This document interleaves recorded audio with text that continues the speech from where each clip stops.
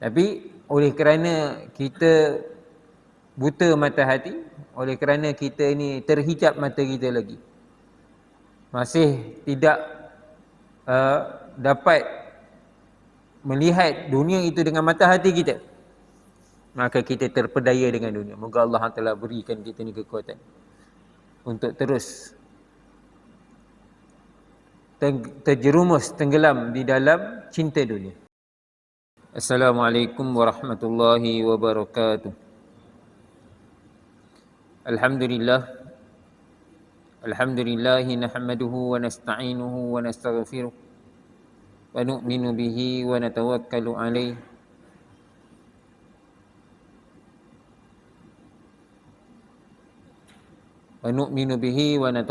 alaih wa na'udzu billahi min syururi anfusina wa min sayyiati a'malina. Man yahdihillahu fala mudilla lahu wa man yudlil fala hadiya lahu. Asyhadu an la ilaha illallah wahdahu la syarika lah wa asyhadu anna Muhammadan abduhu wa rasuluh. Allahumma salli wa sallim wa barik ala sayyidina Muhammad wa ala alihi wa sahbihi wa baraka wa sallam. Rabbi syrah li sadri wa yassir li amri wa hlul 'uqdatam min lisani yafqahu qawli. Rabbi yassir wa la tu'assir wa tammim bil khair wa bika nasta'in. Ya Fattah ya Fattah ya Fattah, amma ba'd.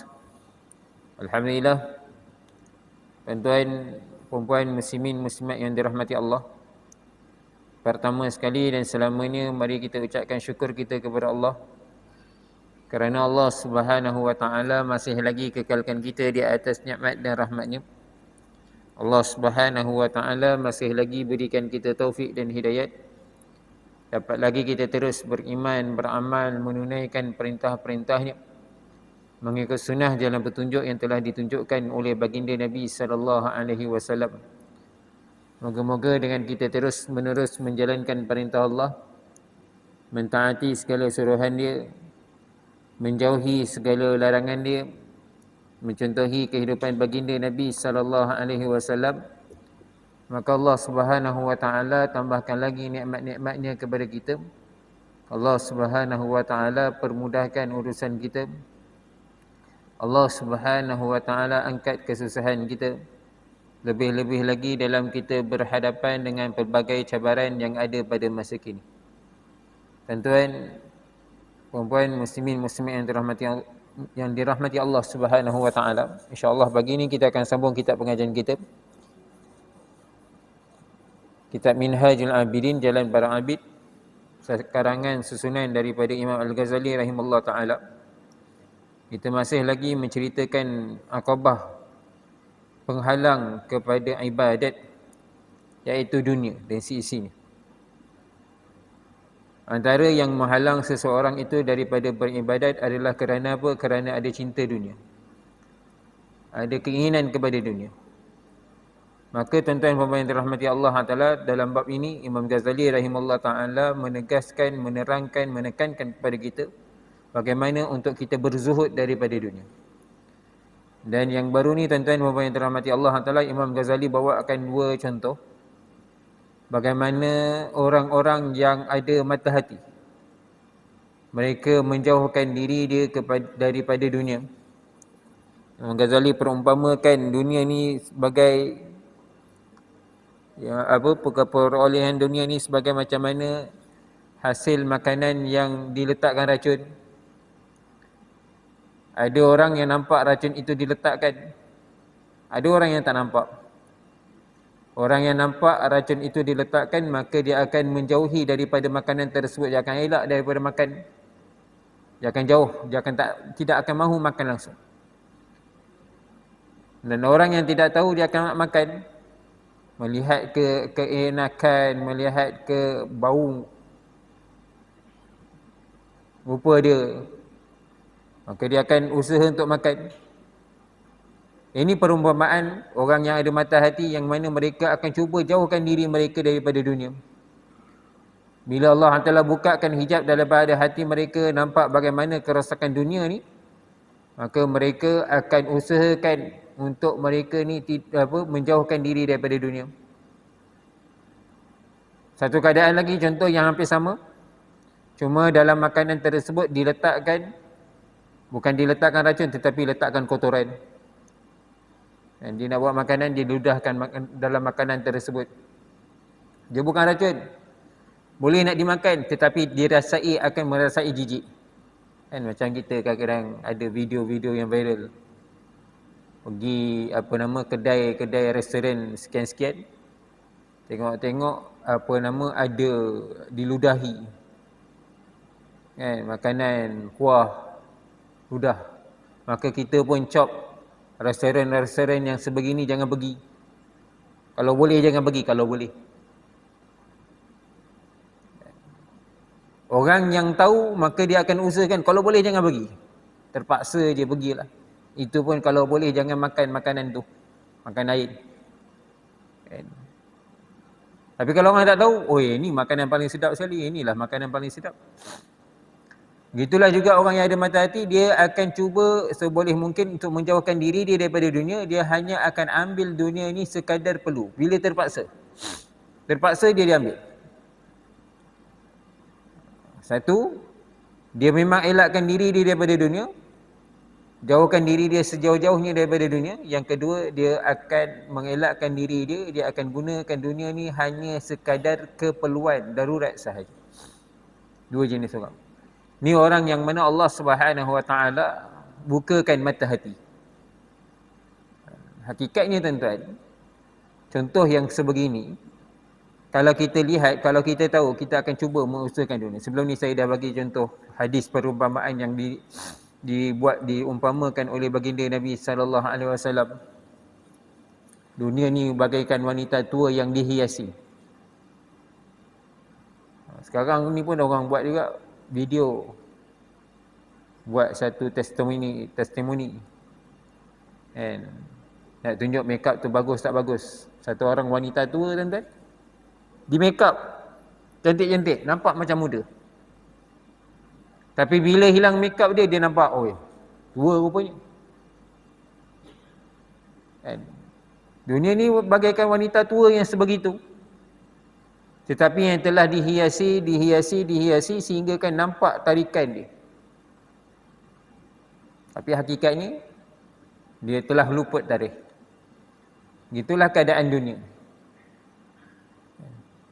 Tapi oleh kerana kita buta mata hati, oleh kerana kita ni terhijab mata kita lagi, masih tidak dapat melihat dunia itu dengan mata hati kita, maka kita terpedaya dengan dunia. Moga Allah telah berikan kita ni kekuatan untuk terus terjerumus, tenggelam di dalam cinta dunia. Sebelum ni kita dah cerita dah, bahaskan dunia ni bukanlah langsung tak boleh. Boleh diperolehi. Tetapi kalau kita perolehi dunia, usahakan dunia yang kita perolehi itu kita gunakan untuk agama juga. Habiskan masanya untuk agama, habiskan kegunaannya untuk agama. Moga-moga dunia kita pun menjadi untuk saham akhirat kita. Baik. Kata Imam Ghazali rahimahullah ta'ala, maka dengan itu anda telah mengetahui perbezaan pandangan dua orang ini. Ini dua orang yang tadi kita cerita. Satu, orang yang nampak dengan mata hati bagaimana kerosakan dunia itu. Yang kedua, orang yang tak nampak, yang tidak mengetahui bagaimana rosaknya dunia, bahayanya dunia tersebut. Perbezaan berlaku kerana kedudukan mata hati. Masing-masing berbeza dalam membuat tanggapan terhadap dunia. Bukanlah kerana dorongan-dorongan tabiat semula jadi kejadian insan. Dan penjelasan contoh yang telah saya nyatakan ini adalah merupakan asal yang sangat berfaedah dan satu pembicaraan yang jelas, benar lagi telah diakui oleh orang yang berakal dan insaf. Dan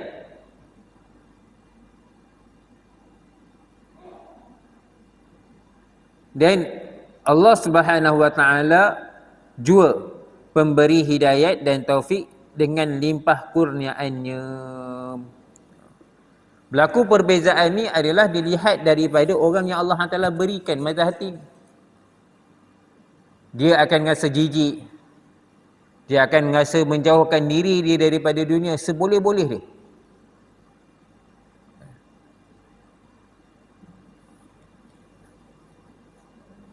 Orang bila dia tahu satu keburukan, tuan-tuan, dia tahu sesuatu keburukan, bahaya sesuatu daripada sesuatu yang dia lalui, dia tahu dia dah lalui, maka dia akan jauhkan diri dia daripada keburukan tersebut.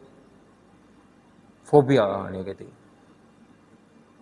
Ada orang, tuan-tuan, kerana dia pernah lalui satu kecelakaan daripada kenderaan kereta, sebabkan dia punya fobia tu, tuan-tuan, naik kereta pun tak nak. Kalau tengok kereta dia tak nak bawa kereta, fobia.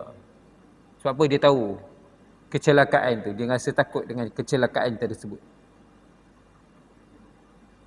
Kalau orang tak tahu kan, dia buatlah macam mana pun kan, dia akan langgar apa yang dia nak langgar. Sebab apa? Dia tak tahu kecelakaan. Kalau kita, saya lah dulu masa nak belajar, nak ambil JPJ dulu, nak buat ujian JPJ, antara kursus yang ditunjukkan oleh cikgu JPJ ni, cikgu yang mengajar memandu ni, perkara pertama sekali dia tunjuk kat kita pun dia, tuan-tuan, kemalangan jalan raya.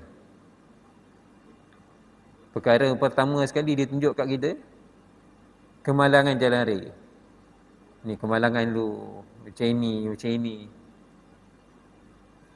Dan keburukan atas jalan raya ni, bahaya atas jalan raya ni, kematian dia tunjuk.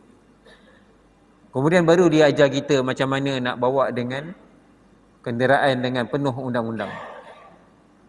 Ini salah satu psikologi yang dibawa oleh cikgu-cikgu yang mengajar memandu ni. Kerana apa? Kerana nak suruh orang yang memandu ni supaya sedar. Kalau awak memandu dengan keadaan leka, awak memandu dalam keadaan tidak berhati-hati, ni kecelakaan yang ini awak akan merasainya. Maknanya nak buka kan supaya orang tahu. Nak berhati-hati di atas jalan raya. Jalan raya, ni dunia. Keadaan di dunia ni. Begitulah juga, tuan-tuan,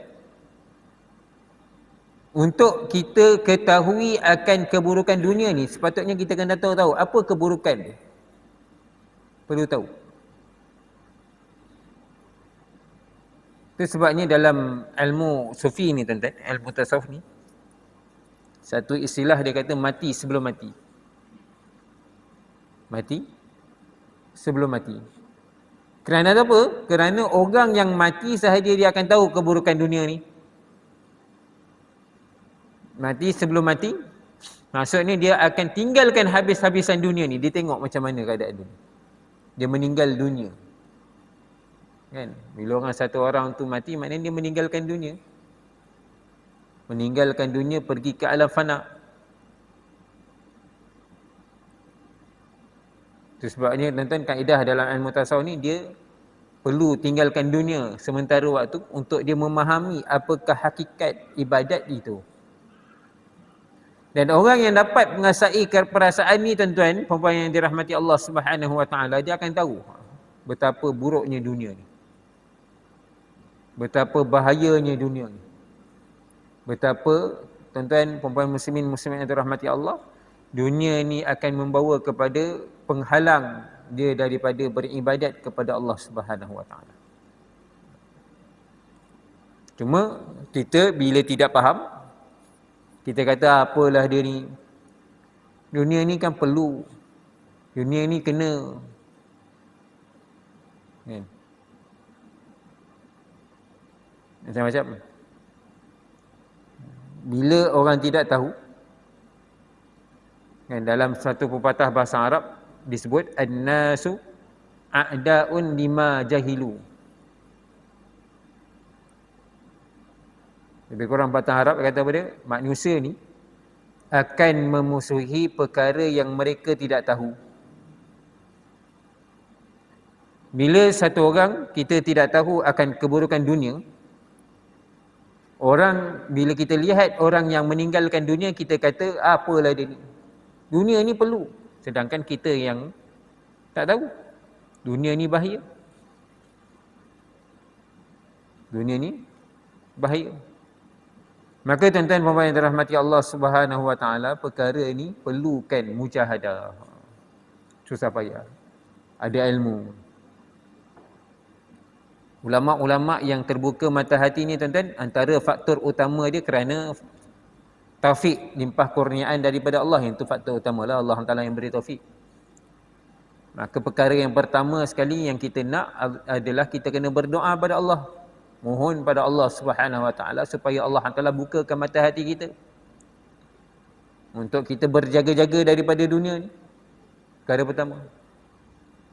Dan yang kedua, apa yang dilakukan oleh ulama-ulama ni, ahli-ahli sufi ni tuan-tuan, ialah mereka bermujahadah. Takkan datang tiba-tiba. Dia tak akan datang tiba-tiba untuk berzuhud daripada dunia ni tuan-tuan, dia tak akan datang tiba-tiba. Bahkan dia kena melalui mujahadah. Satu orang dia kena penyakit kencing manis, darah tinggi. Ini antara soalan famous. Orang selalu tanya, boleh tak boleh nak baik daripada kencing manis darah tinggi? Ramai orang tanya. Tapi rupa-rupanya tuan-tuan boleh. Biasanya orang kata, kalau dah makan ubat kencing manis darah tinggi ni selama-lamanya lah akan makan ubat. Rupa-rupanya ada cara. Boleh untuk kita reverse boleh. Boleh nak selamat. Nak elak daripada terus-menerus makan ubat. Tapi, syarat dia apa dia? Ada syarat. Syarat dia kena melalui mujahadah. Susah payah. Apa dia? Tinggalkan makanan-makanan yang bergula. Gula kena off. Tapi kalau orang tak tahu, orang yang tak tahu, dia akan kata apa? Gula penting juga, badan kita perlukan gula. Saya bukanlah pakar pemakanan, nak cakap lebih-lebih. Tapi ini yang biasanya kita dengar daripada pakar-pakar. Antara faktor hari ini ramai orang mudah dapat penyakit adalah kerana gula. Itu umpamanya dunia hari ini tuan-tuan. Apabila kita tak tahu, maka kita kata, dunia ni perlu. Kena ada juga dunia dalam diri kita. Macam-macam. Sedangkan hakikatnya, Allah Subhanahu Wa Taala Maha Kuasa, boleh berikan kita, cukupkan keperluan kita tanpa dunia. Tanpa ada dunia, Allah Taala boleh cukupkan. Ini kata Imam Ghazali rahimahullah ta'ala. Imam Ghazali rahimahullah ta'ala kata, ada soalan, maka jika dikatakan tidak, kita mesti mengambil sebahagian daripada dunia supaya ia menjadi penegak kekuatan kepada kita. Oleh itu, bagaimana kita boleh berzuhud terhadap dunia sedangkan kita memerlukannya? Ini soalan dia. Kalau tolak dunia, macam mana kita nak hidup? Macam mana kita nak makan, nak minum, nak tinggal, nak beribadat? Ini bahasa orang yang mana dia tak yakin dengan kehebatan, kekuasaan Allah Subhanahu Wa Taala. Kalau tak ada dunia, macam mana nak hidup? Kalau tak ada dunia, macam mana nak makan, nak minum? Macam mana nak tinggal? Ini bahasa. Maka jawab Imam Ghazali rahimahullah ta'ala, maka jawabnya ialah bahawa zuhud yang dikehendaki di sini ialah zuhud terhadap dunia yang berlebihan. Satunya, jangan berlebih-lebih dengan dunia. Kan gula kita kata tadi kan, contoh orang nak sihat kencing manis. Gula ni tuan-tuan, contoh, kalau tak ada dekat dalam minuman kita, tetap ada dalam makanan kita. Kita boleh hasilkan gula tersebut. Dalam kita makan nasi, dalam makanan-makanan kita yang lain, ada juga gula itu terhasil. Tapi bagaimana kita nak kurangkan pengambilan dia sekurang-kurangnya? Maka antara cara dia adalah elak daripada minum minuman manis yang diletakkan gula putih. Bahkan kalau kita lihat daripada pakar-pakar, bukan semua gula pemanis ini tidak dibenarkan. Kalau kata tengok pakar lah, bukan semua pemanis. Kita dah menghasilkan gula terlalu banyak dan oleh kerana itulah darah kita jadi rosak. Ni kalau kata-kata daripada pakar. Begitulah tuan-tuan, puan-puan muslimin muslimat yang dirahmati Allah, dunia ni kita dah terlalu menghasilkannya sehingga kita habiskan masa kita dengan dunia. Kurang masa kita nak beribadat. Kan, orang kata dunia kena separuh-separuh. Janganlah habiskan masa dengan agama je. Ada orang kata macam ni. Tapi adakah separuh-separuh?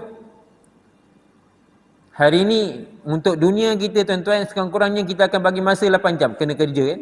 8 jam. Maka kita tanya balik, kalau dunia kita boleh bagi masa 8 jam, akhirat kita ada tak kita bagi masa 8 jam? 8 jam untuk akhirat kita, untuk agama kita, untuk ibadat kita. Untuk dunia, kita bagi masa 8 jam. Bagaimana akhirat kita? Adakah kita bagi masa 8 jam juga? 16 jam baki dunia kita ni tuan-tuan. Hari ni kita buat apa? Kita ada masa satu hari ada 24 jam. 8 jam dah habis masa dengan dunia.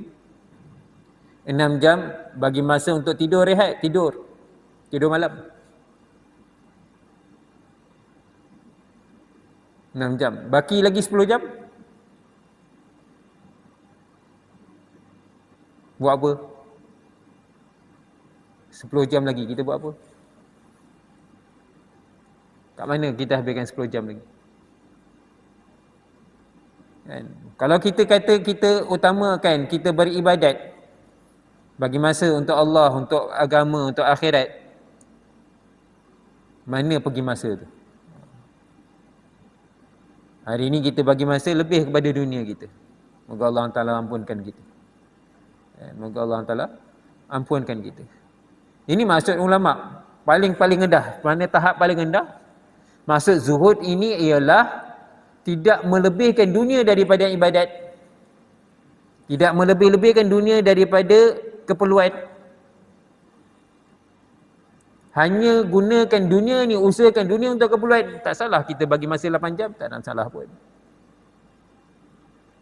Tapi hari ini tuan-tuan, puan-puan yang dirahmati Allah Ta'ala, kita diuji dengan keadaan dunia kita. Kan, dengan ekonomi, dengan keadaan gaya hidup yang hari ini tuan-tuan, puan-puan yang dirahmati Allah, orang tak cukup nak kerja 8 jam.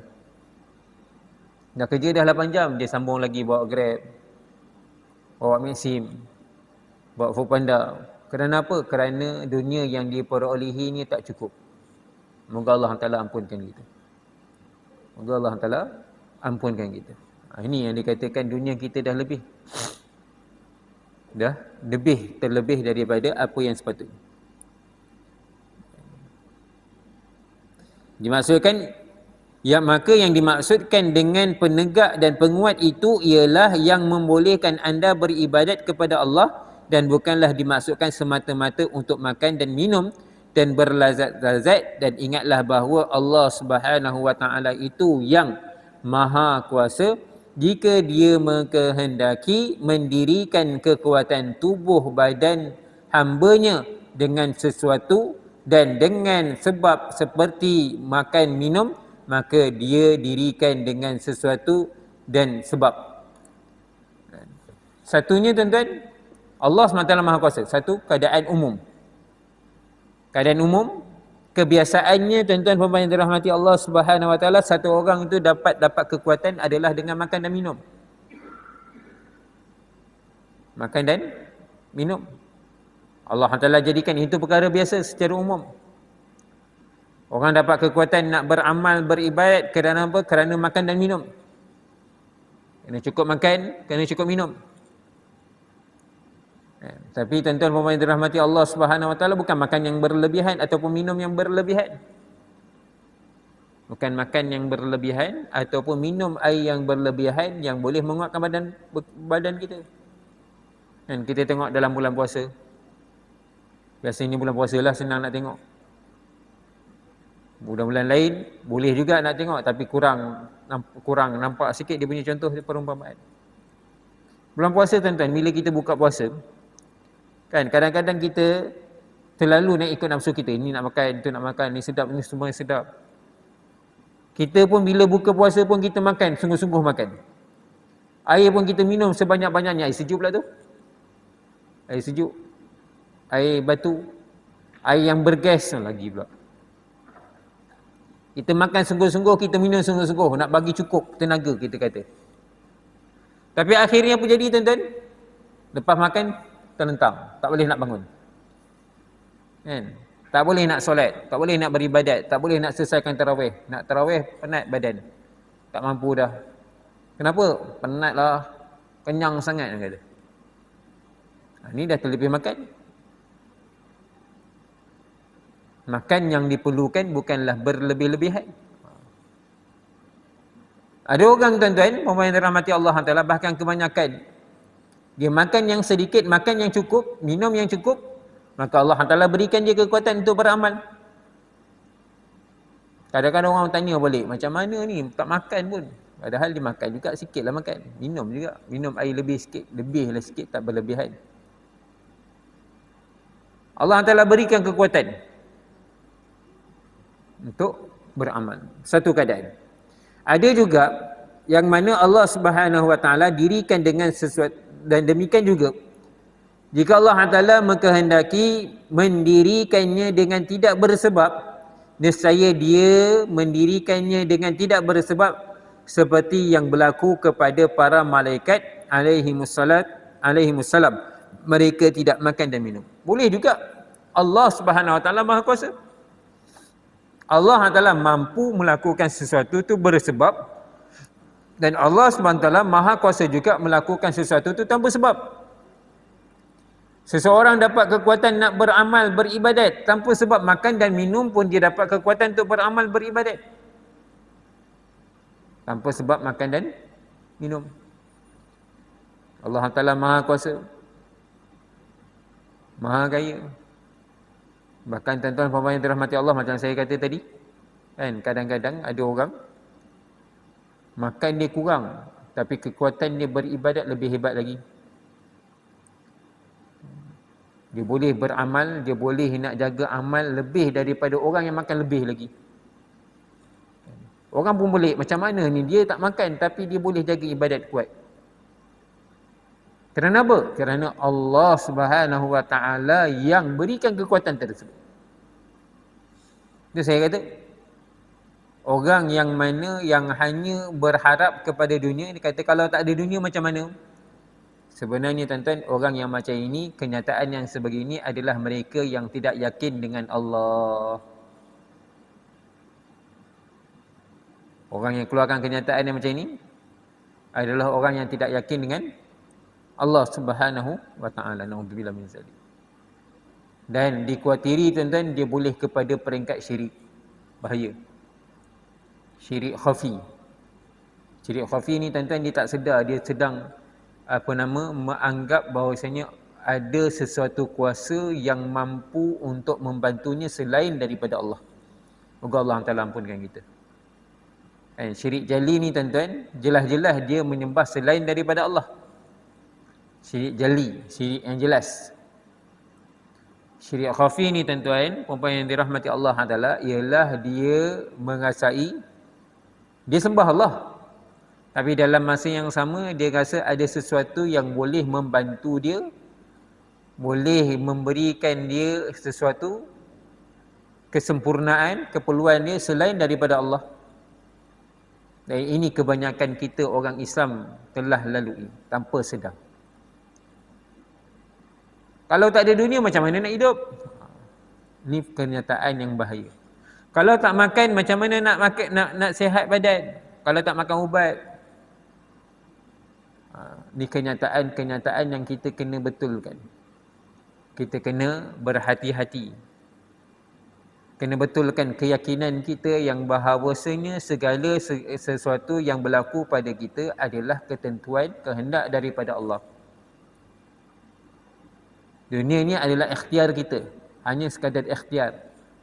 Hakikatnya Allah Subhanahu Wa Taala yang menentukan kita dapat sihat. Berapa ramai orang hari ni tuan-tuan kerja lebih masa. Kan kadang-kadang kita kesian tengok. Kan kerja je tak cukup 8 jam macam kita cerita tadi. Tak cukup 8 jam dia kerja lagi di luar, macam-macam kerja yang dia buat. Kan sehingga kan orang luar tengok dia ni macam tak ada life, tak ada kehidupan. Sibuk dengan kerja je. Orang lain cuti bersama dengan anak isteri tapi dia kerja lagi, kerja. Orang bercuti tapi dia bekerja. Kan sibuk dengan kerja. Sebab apa? Sebab nak bagi anak isteri makan. Tapi tak ada kehidupan bersama dengan anak isteri pun tak ada bahagia juga. Tapi ada orang tuan-tuan kerja dia sikit je. Tapi kehidupan ni Masya Allah, Allah Ta'ala sempurnakan keperluan dia. Ni Allah Ta'ala yang menentukan. Bukan kerja kita yang boleh menyempurnakan keperluan kita. Sebab tu tuan-tuan, dalam kita nak mencari nafkah, dalam kita nak berusaha atas dunia ni kan tuan-tuan, jangan sekali-kali sampai kita meminggirkan akhirat kita, agama kita, ibadat kita. Saya kadang-kadang selalu pesan budak-budak saya, ada ramailah kita budak-budak, kadang-kadang dia tanya kita macam mana nak buat ustaz, saya punya keperluan selalu tak cukup.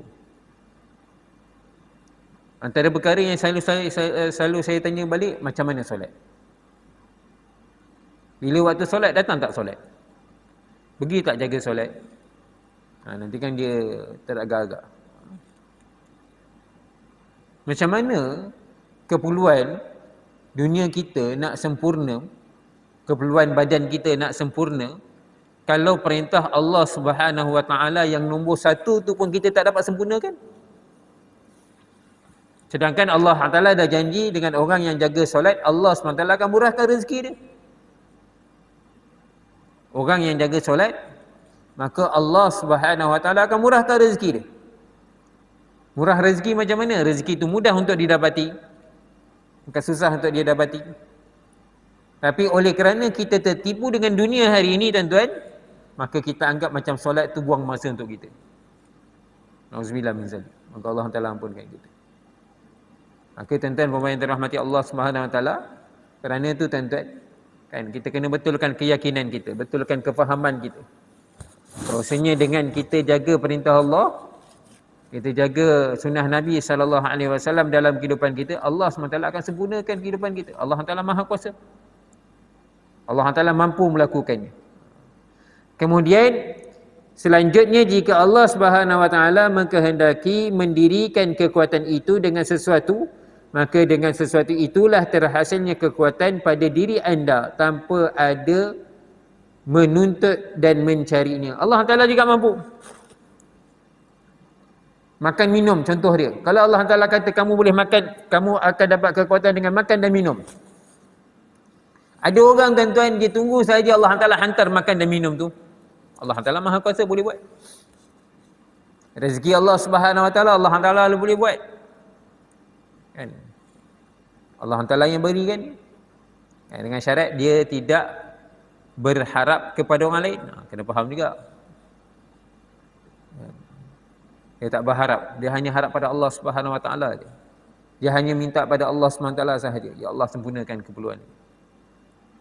Ada orang dia minta-minta, salah kalau dia minta-minta pada orang lain tu salah. Tak kerja. Dia kata apa nama, aku tak nak kerja. Tapi dia minta-minta juga, itu salah. Tapi kalau dia hanya harap pada Allah, dia mohon pada Allah Subhanahu Wa Taala, Allah Taala yang menyempurnakan dia, itu lain. Allah Ta'ala mampu berikan dia tanpa dia menuntut dengan sebab tuntutan dan usaha anda. Dan seterusnya, jika dia kehendaki dengan sesuatu yang lain, nescaya dia boleh mengurniakan kepada anda dengan tidak ada menyangkakan sekali-kali, bahkan tanpa tuntutan dan usaha daripada diri anda. Dan Allah Ta'ala juga mampu bagi sebaliknya. Kalau selain daripada tanpa makan dan minum pun Allah Taala boleh bagi kekuatan pada badan kita. Allah Taala mampu. Tanpa dia usaha. Seperti mana firman Allah Taala, "Wa may yattaqillaha yaj'al lahu makhraja wa yarzuquhu min haitsu la yahtasib." Orang yang bertakwa, maka Allah Subhanahu wa taala akan buka dia jalan-jalan keluar, makhrajat. Saya selalu tafsirkan ayat ni, makhrajat. Allah Taala gunakan makhrajat, bukan satu jalan keluar. Banyak jalan keluar. Orang yang mana bertakwa kepada Allah, jaga perintah Allah, ikut sunnah Nabi sallallahu alaihi wasallam. Orang yang takwa, jaga perintah Allah, taat pada perintah Allah, ikut sunnah baginda Nabi sallallahu alaihi wasallam, maka Allah Taala akan bukakan dia jalan-jalan keluar. Bayarzuquhu min haitsu la yahtasib, dan Allah Taala akan berikan dia rezeki tanpa dia sangka-sangka. Surah At-Talaq ayat 2 dan 3.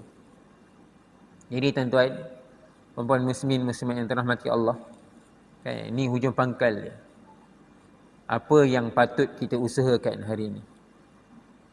Selagi mana kita tidak betul yakin kita kepada Allah, maka kita akan mempertikaikan kehebatan Allah. Dan selagi mana kita tidak kenal Allah, maka kita akan anggap Allah Subhanahu wa taala ni tak mampu untuk menyelesaikan masalah kita. Anggap.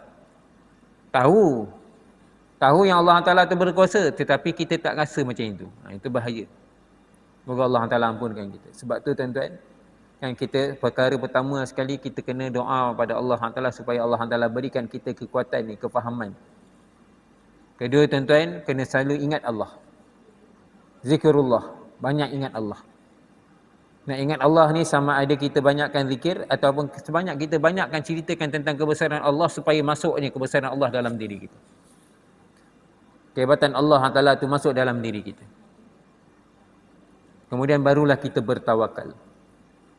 Tapi tuan-tuan, bila kita utamakan ibadat daripada dunia kita tuan-tuan, percaya dan yakinlah tuan-tuan, Allah Subhanahu wa taala akan menyempurnakan ibadat amalan-amalan kita, sempurnakan dunia kita. Percaya dan yakinlah. Tak tipu ni, betul. Kan? Benda ni dah disebut dalam Quran. Ayat tadi dah sebut dah.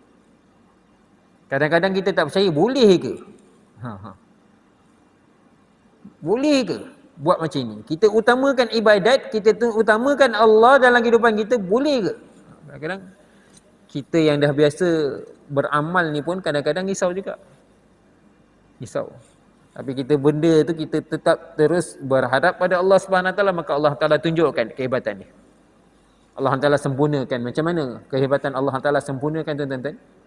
Min haitsu la yahtasib, daripada sudut kamu tak sangka. Tak sangka Allah Taala boleh buat bagi macam itu. Nak cakap macam ni tuan-tuan, susah kita nak cerita. Melainkan kalau kita laluinya sendiri. Kan? Orang selalu buat perumpamaan. Durian ni, nak bagi tahu sedap ni, kita nak cerita, nak gambarkan sedap makan durian ni tuan-tuan. Tak boleh nak gambarkan dengan kita bercerita. Awak kena rasa sendiri. Tak nak lah orang tak makan durian tuan-tuan. Dia tengok durian, kalau orang tak pernah makan durian, dia tengok durian dia takut. Bau durian tu dengan bau dia busuk, orang kata. Orang kalau tak pernah makan durian, busuk. Kita nak gambarkan macam mana? Kita dah gambarkan dia punya sedap gini, tapi nak cerita lebih susah. Tak tahu nak cerita macam mana. Sedap sangat makan durian. Awak kena rasa sendiri. Tak boleh. Susah lah. Kalau selagi tak rasa, dia takkan nampak lah kenikmatan makan durian ni. Betapa hebat, betapa durian ini dikenali sebagai raja buah. Begitulah juga tuan-tuan, bila kita sibukkan diri dengan ibadat, orang yang dapat merasai kemanisan ibadat tu, dia boleh cerita.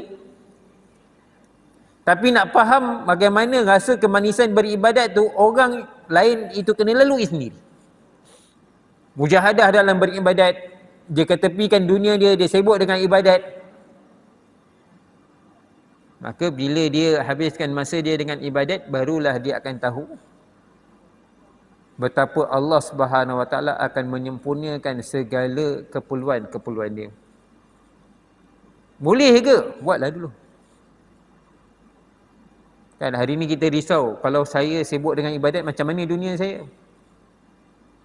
Kalau saya sibuk dengan masjid, saya sibuk dengan amalan-amalan ni, macam mana dunia kita? Buatlah dulu tengok macam mana. Habiskan masa dengan ibadat.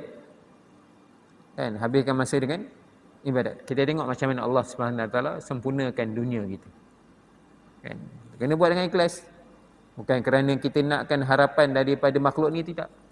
Tapi kita harap daripada Allah Subhanahu Wa Taala. Jadi tuan-tuan muslimin-muslimat yang dirahmati Allah, moga Allah Taala berikan kita kefahaman. Dan untuk terus taat perintah Allah, ikut sunnah Nabi sallallahu alaihi wasallam. Moga-moga kita dapat dengan satu pengenalan sedikit, kefahaman sedikit ni, kita cuba untuk jaga ibadat kita. Kan? Macam saya kata tadi, kalau dunia hari ni kita dapat bagi masa 8 jam, sepatutnya akhirat kita pun kena berikan 8 jam, tak kurang daripada 8 jam sepatutnya. Jadi kita doa banyak-banyak pada Allah Taala, semoga Allah Taala berikan kita kekuatan. Allah Taala berikan kita ni sentiasa keinginan untuk taat perintah Allah dan ikut sunnah baginda Nabi sallallahu alaihi wasallam. Yang baik ini datang daripada Allah, yang lemah kurang kelemahan diri saya minta maaf, minta ampun. Kita tutup dengan tasbih kafarah dan surah Subhanallah bihamdihi, subhanakallah bihamdika, asyhadu an la ilaha illa anta, astaghfiruka wa atubu ilaik. Bismillahirrahmanirrahim. Wal 'asr innal insana lafi khusr illa alladziina aamanu wa 'amilus shalihaati wa tawassaw bil haqq wa tawassaw bis sabr. Assalamualaikum warahmatullahi wabarakatuh.